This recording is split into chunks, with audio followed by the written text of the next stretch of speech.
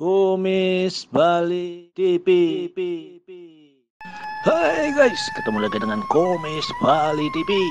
Mungkin Anda sudah bisa menebak di mana posisi sekarang ini. Tentunya inilah sebuah objek wisata di Bali yang dikenal dengan nama Tirta Empul. Kita nikmati keseruan dan sekilas info tentang Tirta Empul. Nah, Pura Tirta Empul adalah nama sebuah pura yang terletak di Desa Manukaya, Kecamatan Tampak Siring, Kabupaten Gianyar, Bali.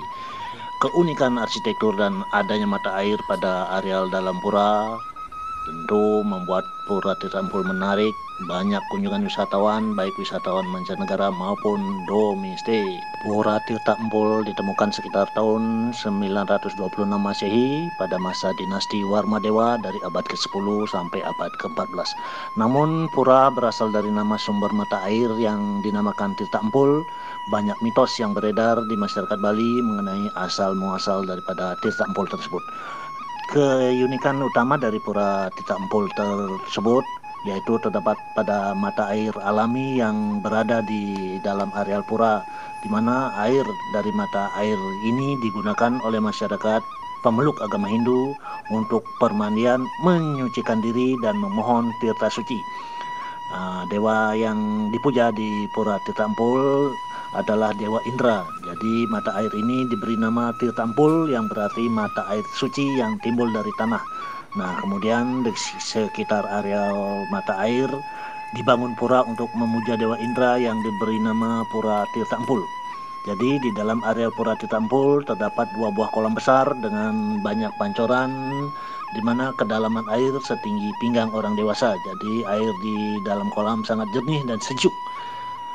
Pada area kolam inilah umat Hindu melakukan ritual penyucian diri dengan cara membasahi badan dan kepala di bagian bawah daripada air pancuran. Jadi di sini terdapat air pancuran berjumlah 26 dengan pembagian 22 pancuran berjejer dari sisi timur ke barat menghadap ke sisi selatan, dan 4 pancuran berada di sisi timur kolam berjejer dari utara ke selatan. Jadi sebelum melakukan penyucian diri di pancuran ini, umat Hindu akan mengaturkan canang pada setiap pancuran di mana fungsi dan nama masing-masing air suci berbeda-beda. Ada pancuran yang bernama Tirta Sudamala, Tirta Pengelukatan, dan Tirta Penertegan. Nah, untuk wisata yang non-Hindu diperbolehkan juga untuk melakukan pelukatan atau penyucian diri di pancuran ini, namun harus sesuai aturan yang berlaku di pura tersebut, seperti memakai atau sebelum memasuki area Pura Tirta Empul harus menggunakan kain sarung untuk menutupi tubuh bagian bawah dan memakai selendang yang diikatkan di pinggang khusus untuk wanita tidak dalam keadaan datang bulan atau haid. Jadi untuk memudahkan pengunjung di bagian depan pura telah disediakan loket untuk penyewaan perlengkapan pakaian tersebut. Masyarakat lokal Bali dan umat Hindu berdiri dalam antrian panjang di kolam menunggu untuk mencelupkan kepala mereka ke dalam semburan atau pancuran dalam ritual penyucian yang dikenal sebagai melukat. Pemandian mulai di kolam dari sisi kiri, berdiri di kolam setinggi pinggang di bawah semburan atau cucuran air pertama. Setelah mereka membersihkan diri di bawah semburan atau cucuran pertama, mereka bergabung dengan antrian berikutnya dan seterusnya. Proses ini dilanjutkan sampai mereka membersihkan diri di bawah setiap cucuran air. Namun ada 2 buah semburan atau cucuran yang diperuntukkan hanya untuk mensucikan orang yang sudah meninggal dan dilarang digunakan oleh orang yang masih hidup untuk ritual melukat.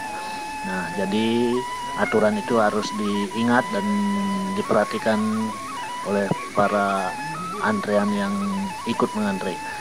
Nah, di balik pensucian, kolam merupakan bagian terakhir dari pura air suci Tirta Empul ini yang disebut jeruan. Sering diabaikan oleh wisatawan, di mana jeruan atau halaman dalam adalah tempat yang menyenangkan bagi orang-orang atau di mana orang-orang datang untuk berdoa. Jadi sebagian depan halaman didominasi oleh mata air besar yang mengalirkan air ke kolam penyucian. Mata airnya dipenuhi ganggang hijau dan ikan-ikan kecil berenang di antara alang-alang. Nah, di belakang mata air ini terdapat tempat suci Hindu yang besar. Bagian pura ini bagus untuk dijelajahi dengan cepat, dengan cermat dan dinikmati. Jadi tempat suci ini didekorasi dengan cerah, kontras dengan pakaian putih, eh, seperti orang Bali yang datang ke sini untuk berdoa. Nah, itulah yang dapat kami infokan. Info lain yang dapat disampaikan, begitu Anda memasuki pura, Anda akan berjalan melewati gerbang batu besar, di mana yang dikenal secara lokal sebagai Candi Bentar, dan tiba di halaman luar pura. Areal candi ini disebut Jabesisi. Kemudian kita akan masuk, di ujung halaman terdapat sebuah candi bentar lain yang dipasang pada dinding yang mengarah ke halaman tengah. Jadi gerbang ini dijaga oleh patung besar dua kepala atau penjaga yang diukir halus, diberi kuas warna emas. Pada bagian atas gapura terdapat ukiran kala yang cukup berbeda dengan ukiran kala lainnya, karena terdapat taring yang menjulur ke atas dan di sepasang tangan dengan tangan terbuka.